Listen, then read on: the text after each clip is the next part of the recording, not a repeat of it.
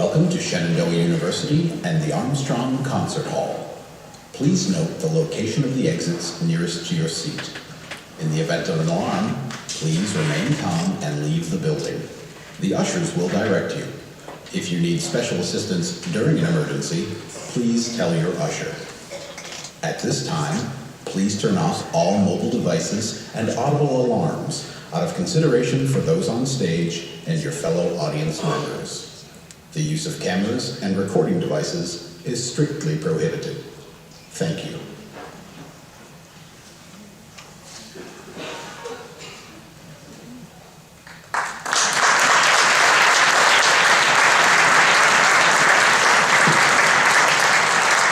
Thank you very much. My name is Tim Robley. I'm the Director of Bands and also the Director of this weekend's activity. Our Mid-Atlantic Honor Band, soon to be renamed the Mob.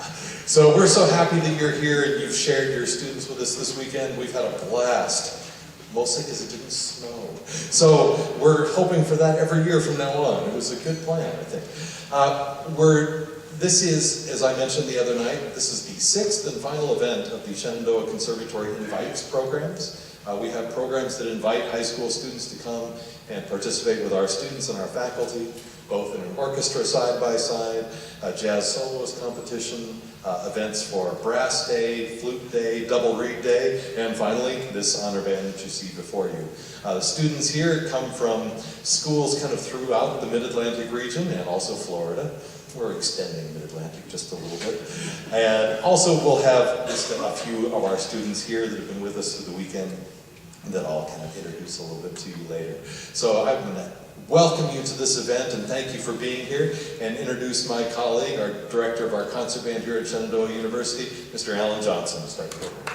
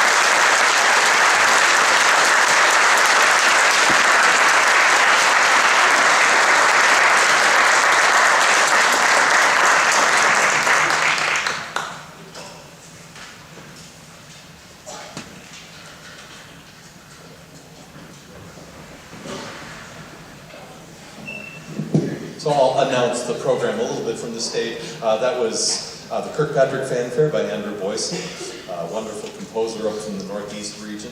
We're going to follow that next with a slightly older piece. This is J.S. Bach's Prelude and Fugue in G minor. And we talked a little bit this morning about potentially even rehearsing a little bit for you. And I was talking with some of the teachers and our visiting composers who heard us sing this morning. I said, "You're going to do that, right?" I said, "Yes." So we're going to give you a little view of some of how we've spent a little bit of the time on this, and then we'll perform for you. This is little elements of the G minor Prelude and Fugue by J.S. Bach.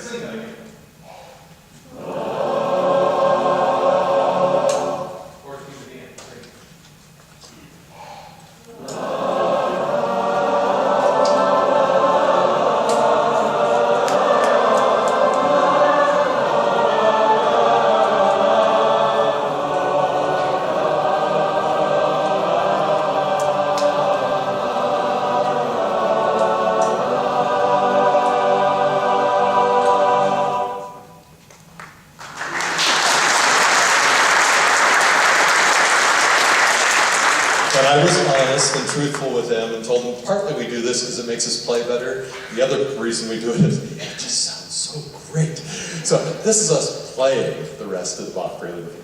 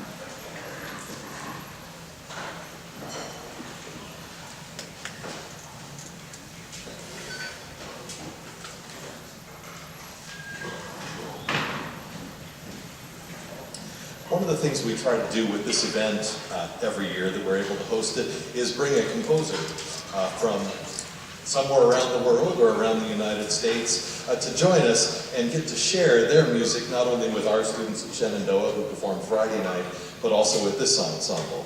And as I shared Friday night, I contacted my friend and a composer that I greatly admire, Jonathan Newman, a couple of years ago when he actually lived in Portland, Oregon. And then by happy coincidence, we were able to hire him for our open composition job. So by the time this event had rolled around last year, he was a full-time member of the Shenandoah community, and we're so happy that he's here. We are going to perform two pieces of his tonight. This is a piece entitled De Profundis, and I'm going to ask him to join me on the stage so we can share and ask him to talk a little bit about the piece and then also demonstrate a little bit of how it is composed to help you kind of understand the journey. So tell us a little bit about De Profundis. Good afternoon, everybody. First, let me say it's been an absolute pleasure to work with these students, these young musicians who have been terrific and have learned some crazy and different music in, what, a day and a half? It's an amazing thing. So thanks, guys. Appreciate it. So this piece is actually might be an educational experience for everybody. It sounds probably a little different from what you're used to because the music is made in a slightly different way from what you're used to, maybe. It depends on your concert experiences. But the bulk of what we listen to is music that's notes and rhythms that are more or less played together or played, relatively together in context with each other. And this one is made a little different.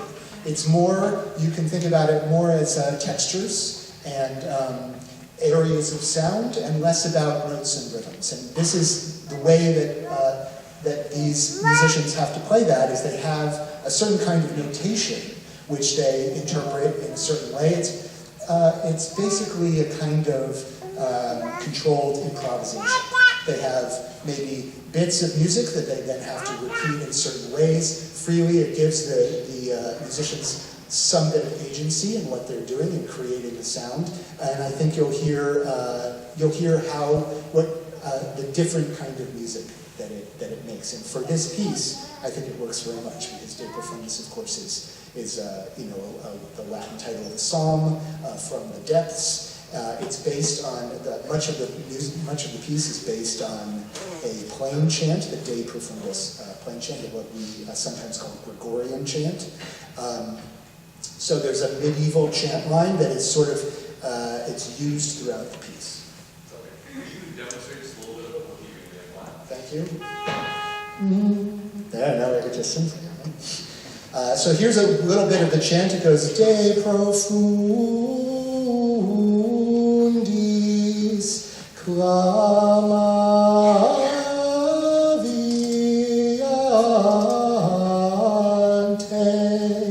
Domine. So you'll hear a bit of that. You'll hear that in various forms throughout the piece, in snippets, in clouds of sound, and eventually, basically in full force, but in an interesting kind of way. The first element we'd like to play for you is a little bit of one of these snippets where you'll hear parts of this chant played by different instruments in the ensemble.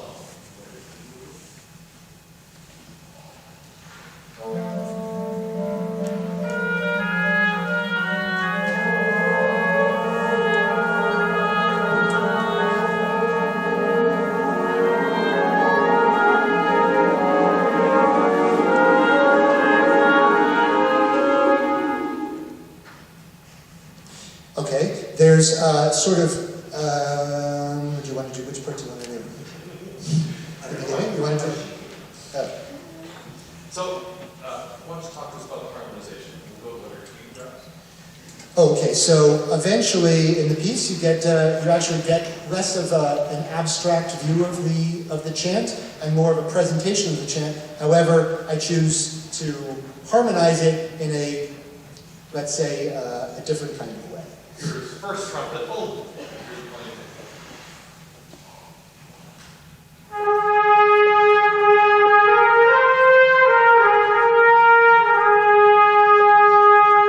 Harmonized a little bit more complex by adding second trumpets.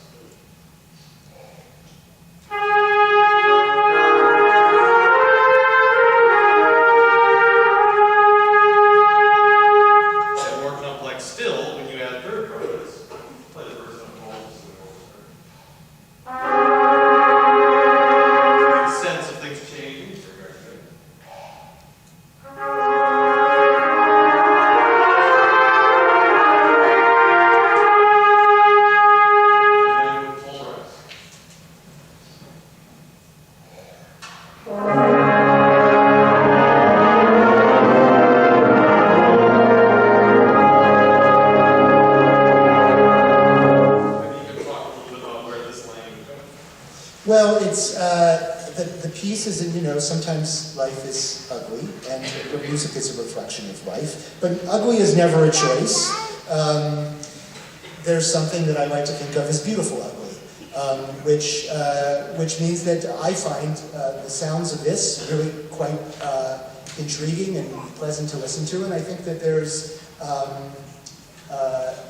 the language of this piece is sort of steeped in this crunch and this there's a bit of that sound to it, but then there's a dichotomy with some other music in there as well.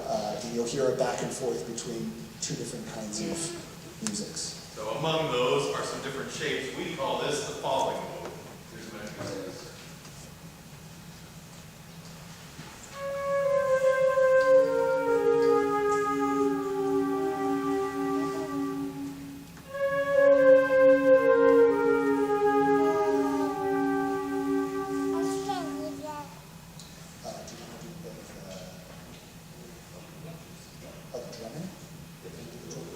Okay, there's one more element that is in the piece, and that all of this, the chant, is placed against some drumming. The drumming is very specific. It's supposed to be evocative of the Japanese koto drums, and they're actually sort of stereo. They're spatially located so that you can hear one over there, one over there, and that is also a main element in the piece that you hear.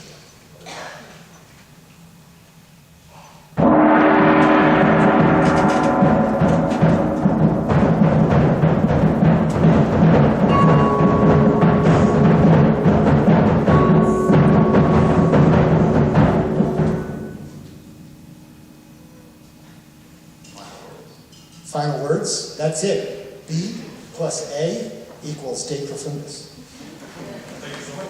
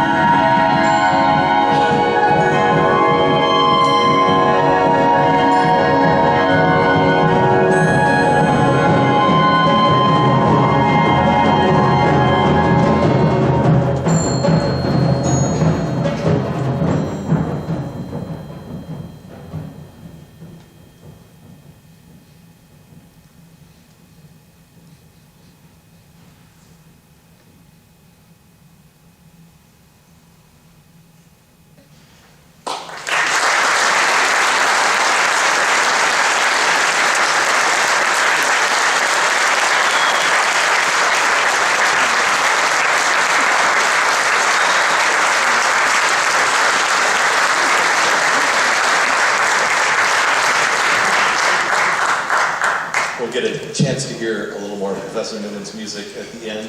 But as you can tell, it's a great opportunity not only to explore music that is fun, but also music that's a little bit challenging. And this is a piece, I suspect, if you have the conversation on the way home, you'll find that students have a different experience with as the weekend goes along. And it's been incredibly inspiring and great to see how open they've been to try new things and take risks with a piece that really demands a lot of musical choices of them. We're going to go next to a very different kind of piece. This is just a lovely hymn for band by the composer Hugh Stewart.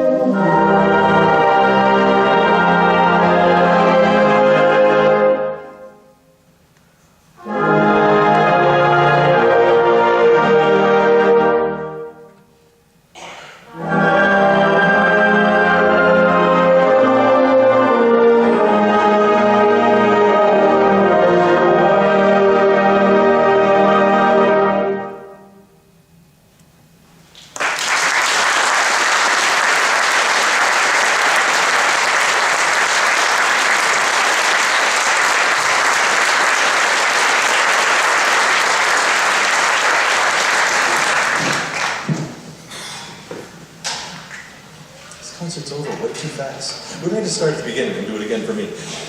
I want to share a few thank yous to folks that make this event possible. I will start with the most critical to this event, I have two fantastic TAs that do the legwork during this weekend while I get to mess around and make noise with great students. And they are Brandon Luce, who's back on the soundboard, and Stephanie Chavez, who does the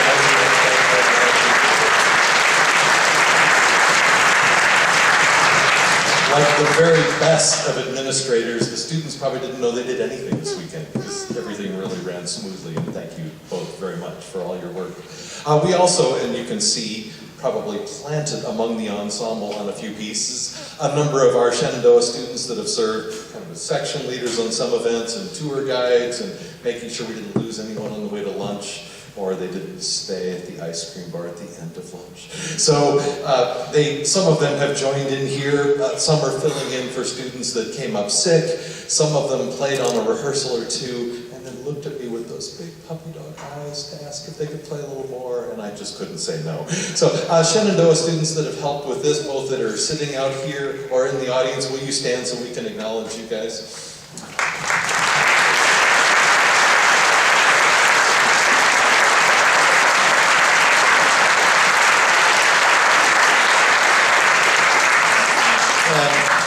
I won't ask them to stand. Our faculty have been here all day Friday playing into the evening and all day Saturday working with these students and handling auditions. I told them all to stay at home for like a whole day this weekend. Although actually, as I say that, I see a number of them here anyway because they're junkies and just can't get enough. Our faculty have been instrumental, no pun intended or pun directly intended, in getting this event happening. It is such a joy for me to be with them. It is a great place to have colleagues, and I thank Alan Johnson and Jonathan Newman, who are both my colleagues here, for making this such a wonderful weekend. In addition to a number of the teachers of these students that spent almost all of their weekend with us, both to kind of be with rehearsals here and to just spend time with all of us. I have been now in Virginia for 3 years, having moved here from Chicago, and I can say without a shred of doubt, it is one of the great joys of my life to have colleagues like this throughout the state and people that teach at this level, because this does not happen because of a weekend. You're all smart enough to know that. This happens because of great teaching that happens every day and every week. And a number of them are here with us this weekend. And even for those that are not, will you guys join me in giving them a round of applause?